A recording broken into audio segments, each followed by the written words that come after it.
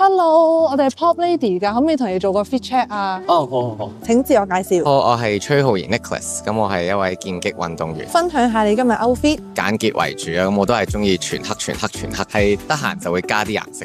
唔活躍喺呢個賽場啦，你係點樣睇前運動員呢個標籤？我覺得唔應該話係前現任咁樣，因為其實我哋大家都係好努力為咗自己嘅夢想去努力過嘅運動員。我覺得呢個 title 係跟住運動員一世嘅。咁你而家開啟咗新一頁啦，作為 influencer 後啦，生活或者心態上有咩轉變？唔知大家知唔知啦？其實我做緊運動員嘅時候，其實都有做好多關於時裝嘅活動啦、時裝嘅工作啦。所以個運動員嘅時候，你嘅 schedule 啊，所有嘢都係教練已經安排好咗啦。冇咗呢啲規限嘅時候，所有嘢都係要靠自己去安排。咁你開始咗新一頁啦，你有冇啲特別懷念嘅嘢呢？睇嘅生活嗰時候都係同一班隊友每一日訓練去比賽，又係成扎人一齊咁樣。咁而家可能都有機會同嘅工作咧，可能都係同好多人一齊做嘅，但係始終都唔係嗰個一齊團體嘅一個生活咯。3個關鍵字形容自己：貪靚咯，好孝順咯，好認真嘅，我覺得自己。你最近想嘗試或者挑戰嘅事？